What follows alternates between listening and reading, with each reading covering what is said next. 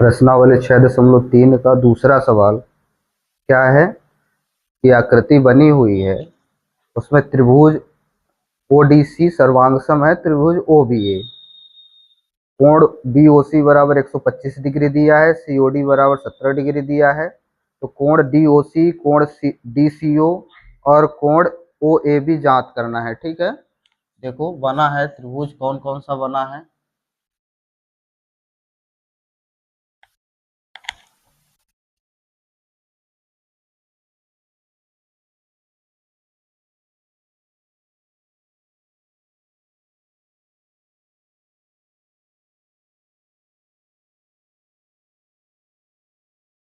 कुछ इस प्रकार से दिया है, ओ ए बी सी और ये बी। कोण बी ओ सी बराबर 125 डिग्री। तो बी ओ सी यानी इस वाले कोण की बात हो रही है, ये कितना है 125 डिग्री। सी डी ओ, कोण सी डी ओ, तो सी डी ओ यानी ये वाली कोण जो दिया है वो कितना दिया है 70 डिग्री। ठीक है ना। और त्रिभुज समरूप भी है, कौन कौन सा त्रिभुज, ओ डी सी और ओ बी ए। ये वाला त्रिभुज, ये वाला त्रिभुज दोनों आपस में क्या है, समरूप है। ठीक है, कोई दिक्कत। ये आकृति बनी हुई है। अब इसमें से हमको क्या क्या निकालना है, पहले तो लिख लेते हैं कि दिया क्या क्या है। ठीक है, दिया है, क्या क्या दिया है कि कोण ओ, कोण बी ओ सी, कोण बी ओ सी बराबर 125 डिग्री। कोण कोण दिया है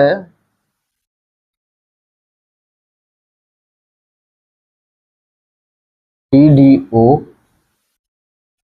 बराबर 70 डिग्री, ये दिया है। अब निकालना क्या क्या है, जांच क्या करना है, जांच करना है क्या क्या, कोण डी ओ सी ये अपने को निकालना है, कोण डी सी ओ,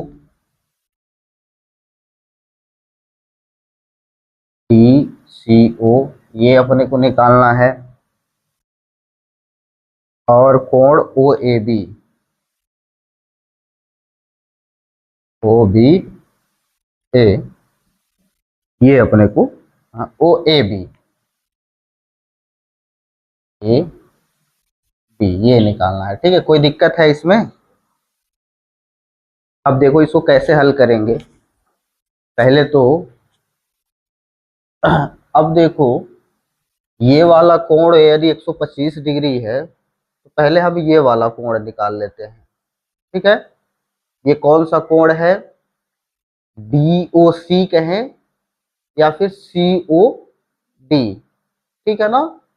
तो पहले ये वाला कोण निकाल लेते हैं, डी ओ सी कोण। ठीक है, कैसे निकालेंगे, देखो कक्षा 9 में हम लोग एक प्रमेय पढ़े थे। क्या प्रमेय था कि किसी एक सीधी रेखा पर बने दो कोणों का योग 180 डिग्री होता है। ठीक है ना, जैसे ये मान लो सीधी रेखा हो गई ये वाली। ठीक है, और ये एक, इसको दो कोणों में बांट रहा है, एक तो ये और एक तो ये।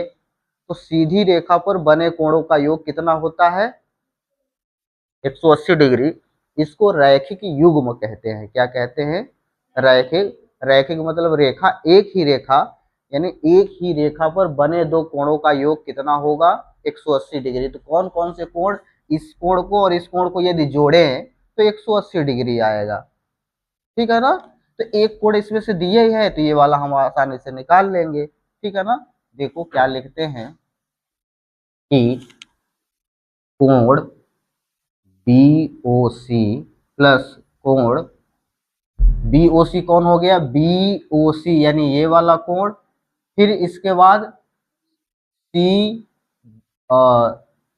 इसके बाद डी ओ सी यानी ये वाला कोण। ठीक है ना, कोण डी ओ सी बराबर 180 डिग्री। ठीक है। 180 डिग्री कैसे होगा, यहाँ पे लिख देंगे कि रैखिक युग्म, रैखिक युग्म। रैखिक युग्म का मतलब ये होता है कि एक ही रेखा पर बने दो कोणों का योग 180 डिग्री होता है। ये हो गया। अब देखो BOC का मान दिया है 125 डिग्री, तो यहाँ पे रख देते हैं 125 डिग्री प्लस कोण DOC बराबर 180 डिग्री। अब 125 को बराबर के उधर ले जाएंगे तो क्या होगा, कोण DOC बराबर 180 माइनस 125 डिग्री। तो घटा दें तो कितना हो जाएगा, 10 में से 5 गया 5, और ये कितना हो जाएगा, 7 में से 2 गया 5, 1 में से 1 गया 0, यानी कि कोण DOC बराबर 55 डिग्री आ गया। ये कितने का आया, ये एक को अपने को निकालना था, निकल गया। ठीक है, कोई दिक्कत है इसमें, समझ में आया कैसे हुआ है। ठीक है, अब देखो दूसरे की बात करते हैं। हमको निकालना है DCO, यानी ये वाला भी कोण हमको निकालना है। ठीक है ना। तो जब अब देखो ये तो त्रिभुज है ODC, एक त्रिभुज है जिसमें से दो कोण अपने को दिए हैं, और हम जानते हैं कि त्रिभुज के तीनों कोणों का योग 180 डिग्री, और जब दो कोणों का योग दिया है, दो कोणों का मान दिया है, तो दो कोणों को जोड़ करके 180 में से घटा देंगे तो तीसरा वाला निकल आएगा। ठीक है, कोई दिक्कत है। तो त्रिभुज का गुण लगा दे इसमें। त्रिभुज का गुण ये है कि त्रिभुज के तीनों कोणों का योग 180 डिग्री होता है। चलो देखो, लिखो कौन कौन सा कोण है, कोण BOC प्लस DOC, यानी ये वाला कोण हो गया। फिर ये वाला कोण लिखेंगे तो ये वाला कोण क्या हो जाएगा, CDO, कोण CDO प्लस कोण DCO बराबर 180 डिग्री। ठीक है ना, समझ में आया कौन कौन सा बन रहा है। अभी बताए थे एक दिन जब शुरू में इस चैप्टर को शुरुआत किए थे कि जिस कोण को लेते हैं उसको बीच में लिखते हैं, तो जो बीच में आया होगा उसी कोण को ये डिफाइन करता है। तो जैसे ये वाला कोण लिए हैं तो क्या है, DOC, यानी ये वाला कोण। फिर जब ये वाला कोण लिए हैं तो क्या है, CDO, यानी ये वाला कोण हो गया। फिर ये वाला जब कोण लिखे हैं तो DCO, यानी कि ये वाला जो बीच में आ रहा है उसी कोण को ये बताता है। कौन कौन सा नियम यहाँ पे लगा है, त्रिभुज के, यहाँ पे लिख देते हैं, त्रिभुज के तीनों कोणों का योग, त्रिभुज के तीनों कोणों का योग 180 डिग्री होता है। ठीक है ना, कोई दिक्कत है। अब देखो इधर कर देते हैं,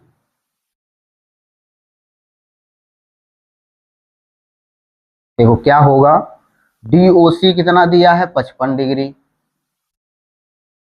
CDO कितना दिया है, 70 डिग्री, प्लस ये वाला तो बीच वाला तो दिया CDO दिया ही नहीं है, यानी DCO, कोण DCO बराबर 180 डिग्री। कोई दिक्कत है इस वाले में, यहाँ पे जो लिखे थे तो जिसका जिसका जो मान है वो रख दिए हैं, और इसका मान नहीं था तो उसको लिख दिए हैं कोण DCO। अब देखो 55 में 70 जोड़ोगे तो कितना होगा, 125 डिग्री प्लस कोण DCO बराबर, अब 125 को उधर ले जाओ तो हो जाएगा कोण DCO बराबर 180 माइनस 125।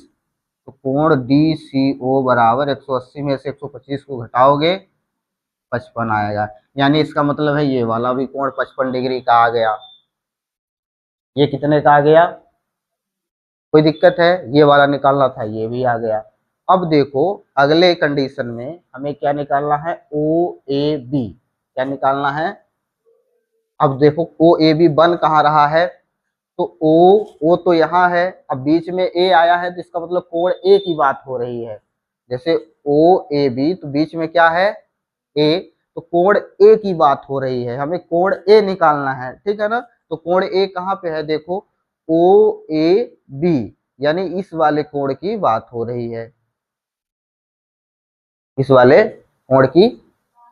ठीक है ना, तो हमें कोण ए निकालना है, तो कोण ए कैसे निकालेंगे? अब देखो इसके लिए हमें ये तीनों कोण पता हो गया, ये वाला भी, ये वाला भी, ये वाला भी। ठीक है, कोई दिक्कत है? अब देखो क्वेश्चन में पहले से ही दे दिया था कि ये दोनों त्रिभुज क्या है, समरूप हैं, समरूप हैं। ओ सी डी और ओ बी ए, ये दोनों त्रिभुज, ये वाला त्रिभुज, ये वाला त्रिभुज क्या है, समरूप है। और जब त्रिभुज समरूप है तो ये भुजाएं भी क्या होंगी, समांतर होंगी। और जब समांतर होंगी तो हम लोग कक्षा 9 में फिर से पढ़े थे कि जब समांतर रेखा को एक तिर्यक रेखा प्रतिच्छेद करती है तो उसके एकांतर कोण बराबर होते हैं। एकांतर कोण कहाँ कहाँ बनता है? जहाँ पे जेड प्रकार की आकृति बनती है वहां पे एकांतर कोण बनता है। जैसे मान लो ये जेड हो गया, तो एकांतर कोण इसमें से कौन सा होगा? एक ये वाला कोण और दूसरा, ठीक है ना, तो ये एकांतर कोण कहलाते हैं और एकांतर कोण बराबर होंगे। ठीक है ना, तो अब इसमें देखो कि एकांतर कोण कहाँ बन रहा है, ये तो और ये ए बी और सी डी समांतर रेखाएं हैं। जब ए बी और सी डी समांतर रेखाएं हैं तो कोण सी और कोण ए एकांतर कोण हो जाएंगे। ठीक है ना, अब देखो जेड प्रकार की आकृति कैसे बन रही है, तो जैसे यहाँ से यहाँ, फिर ये, फिर ऐसे, यानी ये वाला कोण और ये वाला कोण एकांतर कोण होंगे। ठीक है ना, तो लिखेंगे कि कोण,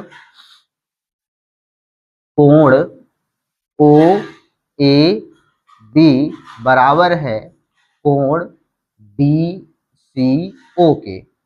होगा बराबर, क्यों बराबर होगा? एकांतर कोण, एकांतर, एकांतर कोण। ठीक है, कोई दिक्कत है? अब देखो एकांतर कोण जब हो गया, अब हमें डी सी ओ का मान पता है, ओ ए बी बराबर डी सी ओ का मान कितना निकाले हैं? 55 डिग्री। तो ये भी हो गया 55 डिग्री। तो तीनों निकालना था, तीनों निकल आया, ये वाला, ये वाला और ये वाला। ठीक है ना, तो देखो सब 55-55 डिग्री के आ गए हैं। कहीं दिक्कत है कुछ? समझ में आया होगा। कब? जब ये बनते होंगे कि रैखिक योग क्या है, एकांतर कोण क्या है, त्रिभुज के तीनों कोणों का योग 180 डिग्री होता है, कैसे होता है। ठीक है ना, कोई दिक्कत है? चलो इसको लिख लो।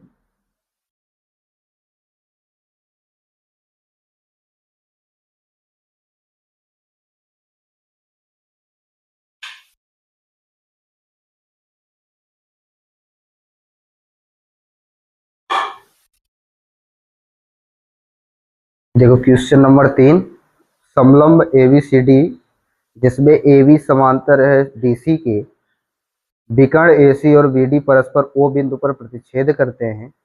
दो त्रिभुजों की समरूपता कसौटी का प्रयोग करते हुए दर्शाइए कि OA बटा OC बराबर OB बटा OD है। ठीक है ना, देखो इसमें चित्र नहीं बना है, अपने से बनाना है। क्या कह रहा है कि समलंब ABCD, पहले तो एक समलंब चतुर्भुज है जिसका नाम क्या है, ABCD। ठीक है,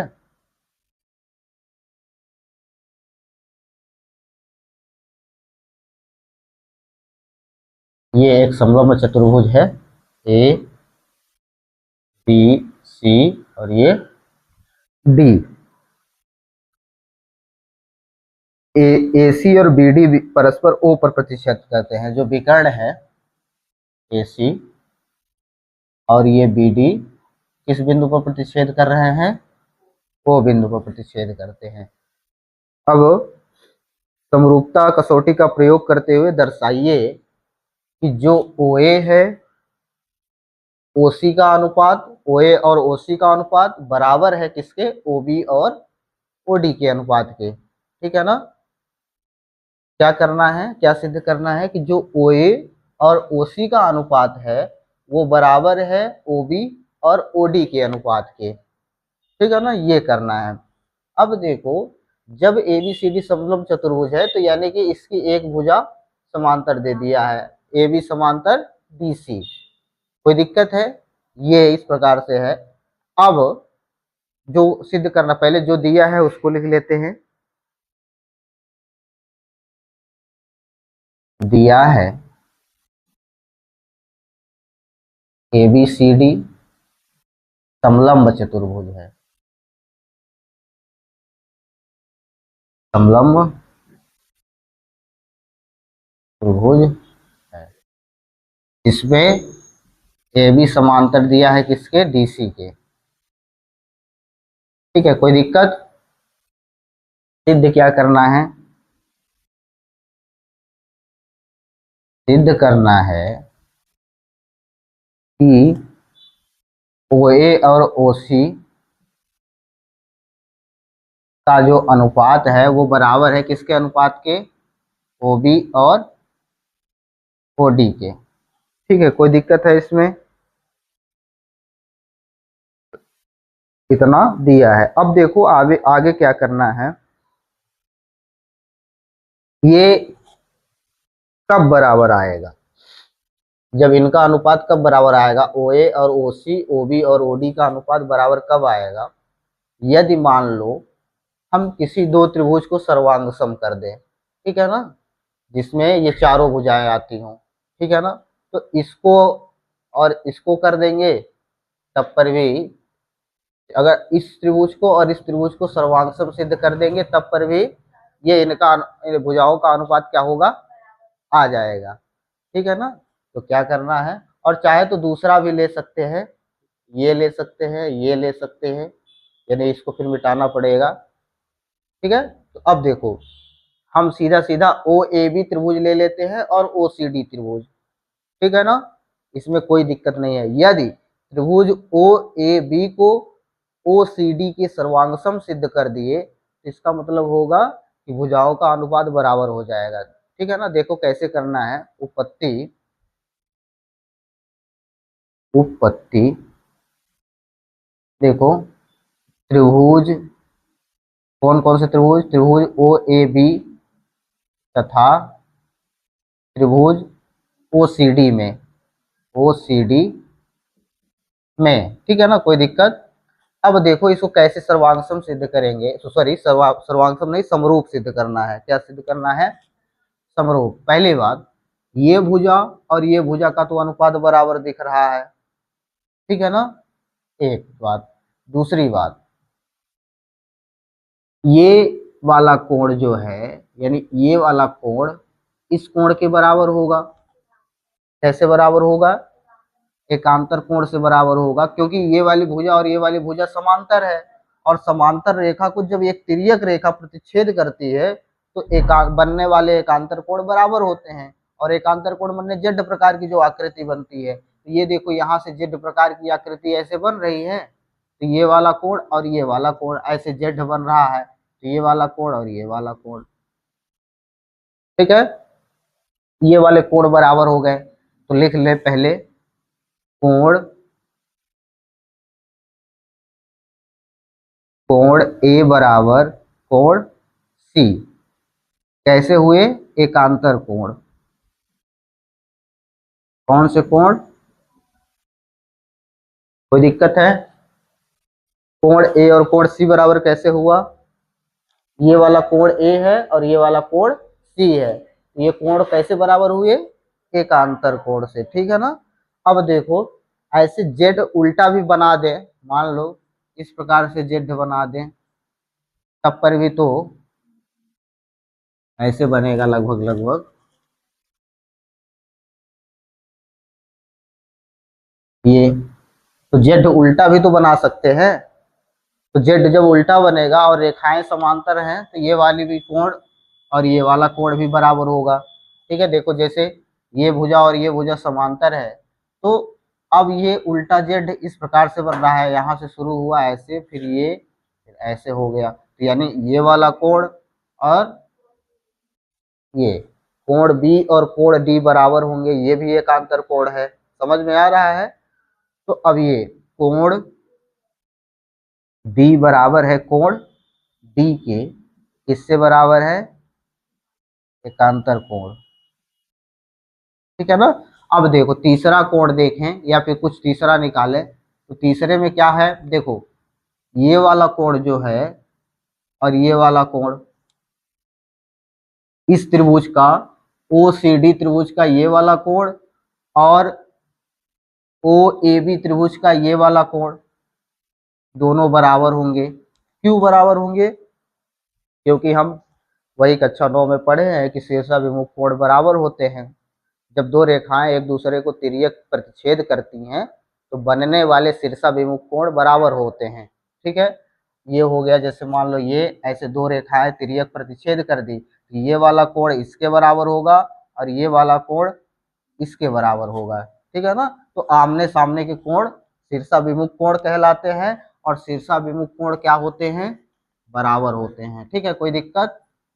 तो शीर्षाभिमुख कोण बराबर हो गए, तो यानी ये वाला कोण यानी कोण ओ और कोण ओ, ठीक है ना, इस त्रिभुज का भी कोण ओ और इस त्रिभुज का भी कोण ओ क्या होगा? बराबर होगा। तो इसको लिख देते हैं कोण COD बराबर कोण AOB बराबर होगा। क्यों बराबर होगा? क्योंकि ये शीर्षाभिमुख कोण है। कौन से विमुख कोण? शीर्षाभिमुख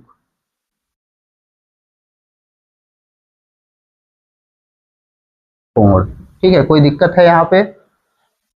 तो अब देखो, ये भी कोण, ये भी कोण, ये भी कोण, यानी कि एंगल एंगल एंगल, यानी कोण कोण कोण समरूपता के नियम से ये समरूप हो जाएंगे। ठीक है ना, तो क्या लिख देंगे